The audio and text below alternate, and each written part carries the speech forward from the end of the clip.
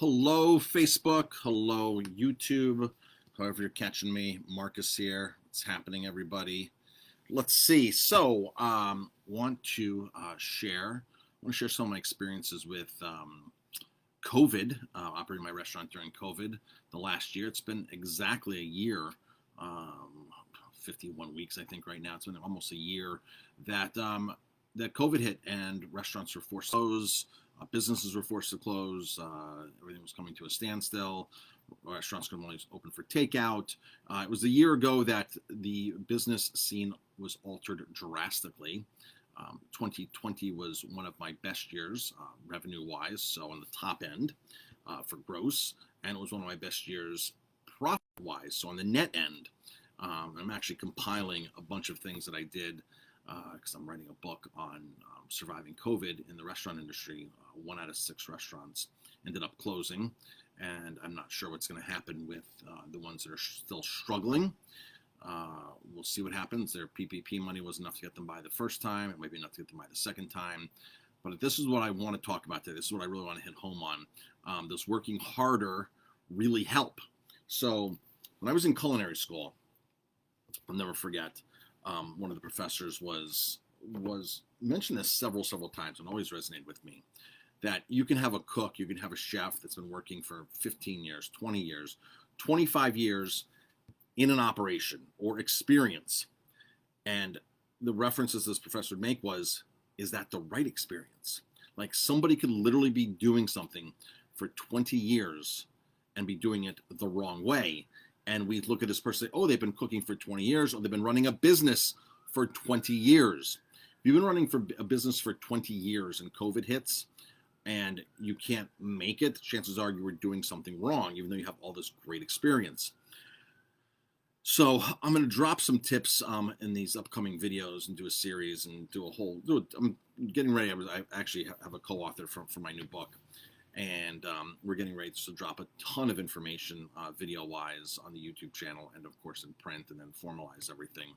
I want to get it ready for the summer 2021, and that's when I'll be speaking speaking for the restaurant industry again at trade shows and gatherings and doing stuff like that again. So I really want to have that ready to rock and roll for that. So today I want to talk about, does working harder really make a difference? So I worked harder during COVID, without a doubt. My wife and I worked a lot harder during COVID, but we worked a lot smarter as well during COVID. And working smarter was the key for us. And this goes back to that line cook, that cook that has all that experience, but may not have the right experience. So for us during COVID, we were able to totally think out of the box. Even when I speak to other restaurant owners, they're like, we're just amazed with everything you've actually done, launched, implemented, and taken action on. As a result of COVID, us working harder, but we were working smarter, we decided to work less. So if this makes sense, we actually close our restaurant 2 days now instead of 1 day. Prior to this, there were years that we were cheap. For 10 years, we were open 7 days a week. And then about 5 years ago, I said, you know what?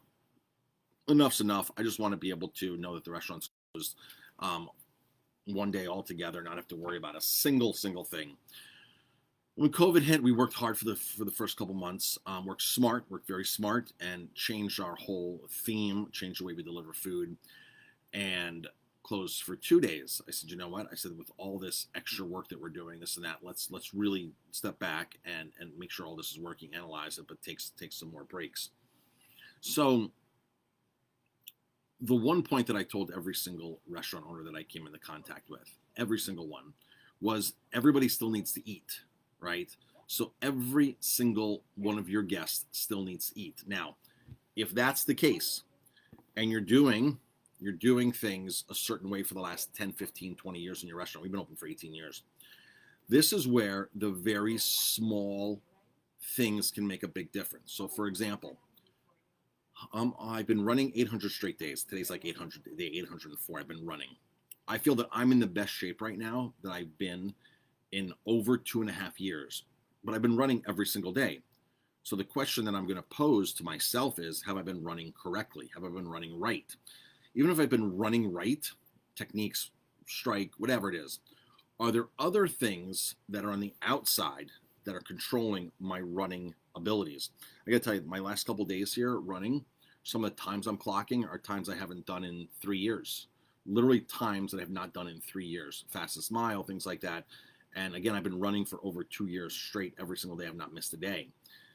I'm running harder now. I'm running longer, but I'm doing things that are smarter all around. So, for example, 2 weeks ago, I really cleaned my diet up.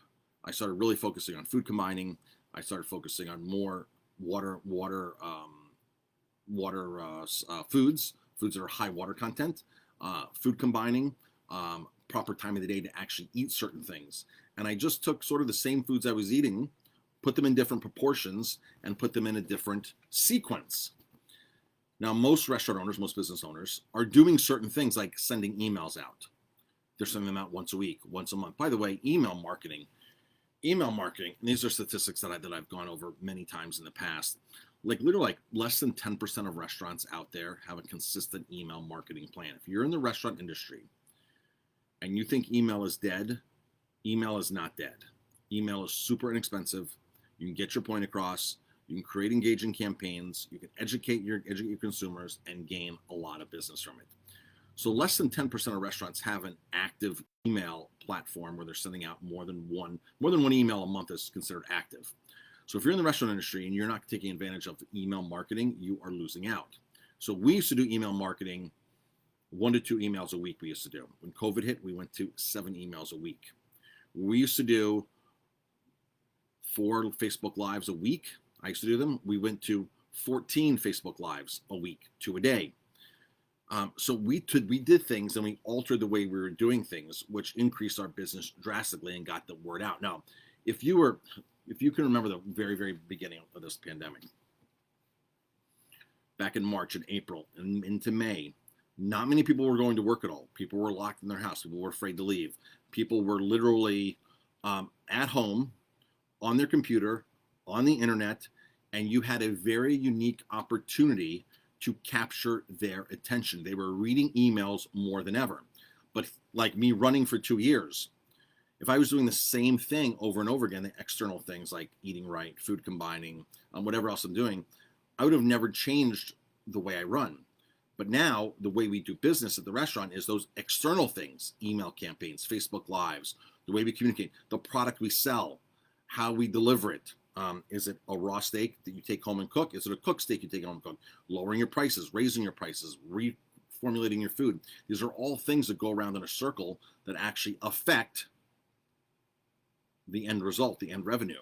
So for us, jumping into 2021, literally 2020 was literally our best year, one of our best years revenue-wise, without a doubt. Profit-wise, 100% our best year. But we had to have the foundation and the groundwork for all those other small things that then we had to all of a sudden start turning on overdrive to be able to do that. When all this first happened, we of course laid off all of our staff except 2-3 people. And by the second weekend, the first weekend, we were bringing staff back. By the second and third week, we brought almost every single staff member back. By the fourth week, we were rocking and rolling because we were so busy. In fact, I had hired somebody new to help in the kitchen because we were just way too busy and get to the output, the volume, what was happening. So does working harder really help? Not really. Working smarter helps.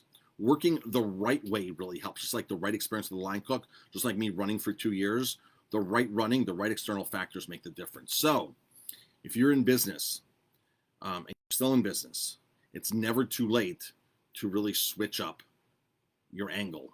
It's never too late to incorporate new things into your marketing arsenal. For example, like we've never done text message marketing. I'm excited to start text message marketing. We've done very, very, very, very little text message marketing in the past. I am super excited to jump into text message marketing. I'm super excited every week to sit down and proof an email and get an email sent out every day. I'm super excited to go live on Facebook every day. When I think I don't have anything to say, I'm excited to go on and talk and connect with our guests. So does working harder really help? No, working smarter really helps. And all those small little components make a big difference and add up for the big picture. So stay tuned for my new book coming out. If you want to get a copy of my other book, Easily get a copy of this. Go to marcusguiliano.com, hit free book. You get a copy of this for free. It's sent to you for a couple bucks. We'll ship that out to you for shipping, but the book is free. Tons of things in here. My new book is going to be a spinoff of this one. Things that were in this book were pure gold for us going through the pandemic, going through COVID. We really turned a lot of stuff into overdrive on here, and this really was a key to our success. So this book is still, even though it's 3 years old, is still very, very, very current, and the things in here are gold. All right, folks, thanks for tuning in. I really appreciate it, and talk to you soon.